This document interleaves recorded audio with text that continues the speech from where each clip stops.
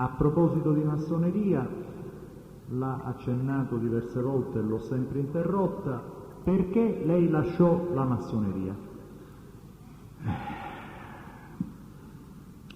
È un momento difficile, mi viene molto difficile a dirlo perché è una cosa che non gradisco molto, comunque cercherò di... Guardi, si tratta di fatti privati? Sì. Ma nei limiti quindi del rispetto della privacy, se ecco, riesce praticamente a dirci le stesse cose omettendo il superfluo. Sono stato accusato di aver insidiato una signora moglie di un fratello massone.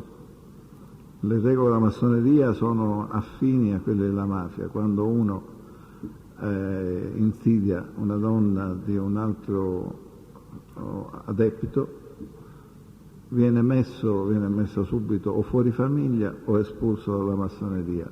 Io non sono stato espulso, ma sono stato costretto a mettermi in sonno e praticamente, peraltro io non avevo assolutamente insidiato la signora, stavolta fu ingiustamente.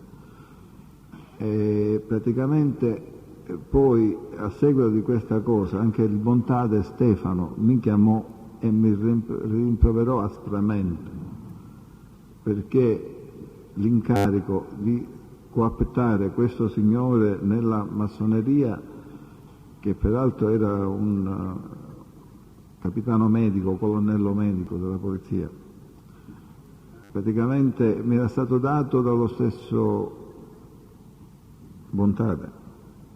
Mi ha detto: cerca di metterlo vicino perché così lo possiamo usare.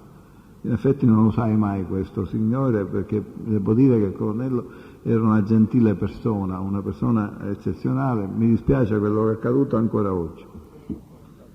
Per questo sono stato costretto a uscire dalla massoneria. Quando? Fine, diciamo esattamente, c'è una data precisa, perché me lo ricordo, perché fu un fatto per me scioccante.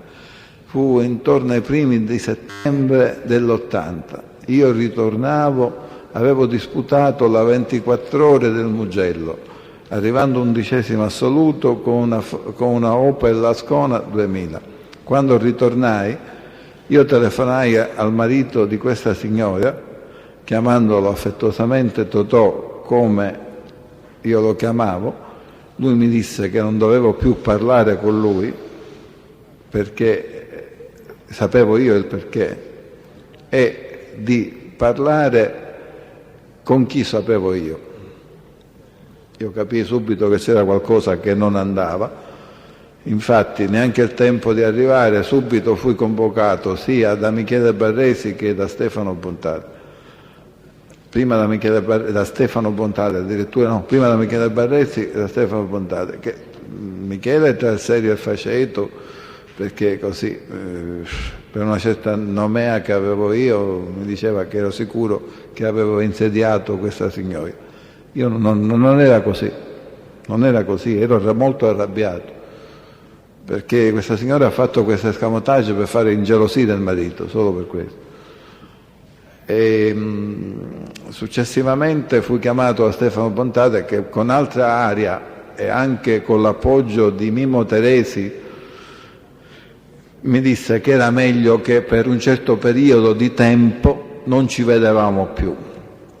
Chiaramente capii che questo era preparativo anche a una mia eliminazione fisica, per cui armi e bagagli me ne andai a Catania, dove mi misi sotto la protezione di Nitto Santapaola, ancora gliene sono obbligato, e feci anche un altro passo.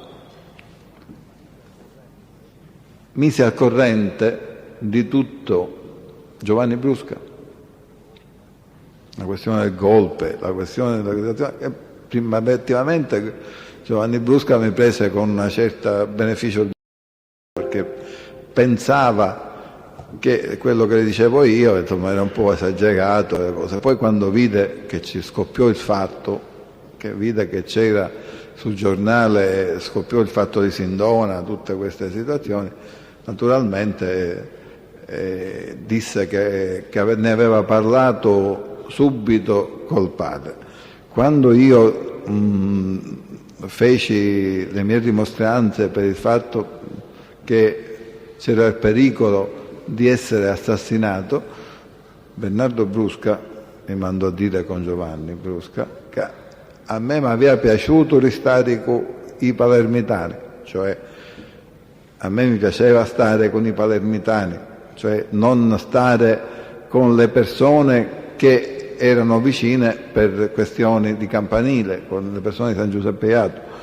A me, e ora pigliati chisto, cioè ora prenditi questo. Comunque mi disse di stare tranquillo perché non mi sarebbe successo niente. Ancora di più mi spaventai.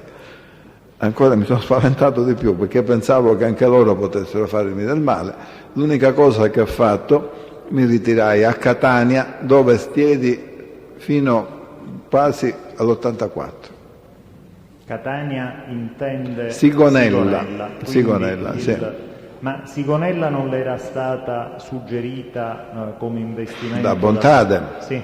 Però chiaramente tutto il fatto che era accaduto annullò ogni situazione, ogni cosa, perché praticamente dopo questo fatto io sono stato, non ho parlato più con Bontade, l'ho visto solamente a Mazzara del Vallo, no, a Campobello di Mazzara, dove lui aveva una proprietà.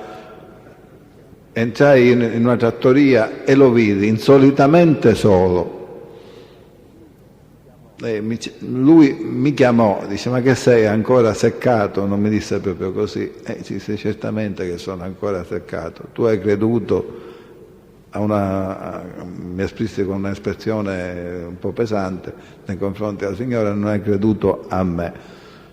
Mi disse di sedermi con lui, mi cominciò a dire, dice: io sono stato rovinato, cominciò a parlare male di Mimmo Teresi, di Giacomino, perché lui diceva che questo fatto che Sindona era venuto in Sicilia, tutta questa situazione gli aveva creato una serie di guai.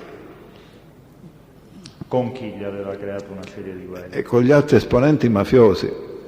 Lui non sapeva che io avevo messo al corrente tramite Giovanni Brusca gli altri esponenti mafiosi. Devo dire che mi sono stato anche poi interrogato su questa cosa, cioè interrogato da Giovanni Brusca, che mi dice: ora me la contare giusta per filo per segno, perché io ne devo riferire a chi di competenza. Sì. E glielo raccontò? Certamente. Giovanni Brusca fece qualche commento? Giovanni Brusca fece qualche commento in esito al suo racconto? No, praticamente ha detto che l'avrebbe raccontato a chi di competenza. E basta. Senta, poc'anzi avevamo fatto una riserva, lei aveva detto di un'andata alla Cassa di Risparmio, può essere? Sì, andata alla Cassa di Risparmio fu quando io potevo parlare di Rosario Spatola. Insomma, abbiamo fatto una riserva, la sì. Vuole sciogliere? Cioè praticamente alla Cassa di Risparmio abbiamo parlato del fatto che eravamo tutti e due a corrente della questione di Sindona, e appunto in quell'occasione mi disse: chi sono ne consuma a tutti. Ce l'avevo detto io che era messinese nel senso che messinese allora, il messinese era considerato provincia babba, provincia che non dava natali a personaggi con la pancia, per cui lui diceva: io l'avevo detto che questo ci avrebbe consumato a tutti. Lo diceva Rosario Spatola? Sì, lo disse proprio nella hall della Cassa di Risparmio, antistante la cosa del dottore Nicoletti, che era direttore della Cassa di Risparmio filiale e che era preoccupatissimo. Quindi dove? In Piazza Borsa. Piazza Borsa. E devo dire che Nicoletti era preoccupatissimo, Nicoletti fino a quel punto era stato molto, Nicoletti, il direttore della Cassa di Risparmio, era stato molto amico di quello che era l'entourage mafioso e imprenditoriale. I costruttori erano tutti alla Cassa di Risparmio di Piazza Borsa. Ultima domanda su Sindona. Ha saputo nulla del tentativo del ferimento che Sindona subì durante la sua permanenza a Palermo? No, non ho saputo nulla, però ho saputo i commenti che dissero che era una cacchiata, perché ferirlo con una pistola 6,35, cioè era una pistola di piccolissimo calibro. Dice, ma Cueca pensa che i Brigati Rossi ci spararono con la 6,35, ma chi è che va a pensare che le Brigate Rosse o i terroristi gli vanno a sparare con una pistola di così piccolo calibro? E questo è un commento che lei apprende mentre Sindona è ancora a Palermo? Sì. E a proposito di Sindona a Palermo, ha saputo come Sindona si allontanò da Palermo? Mai.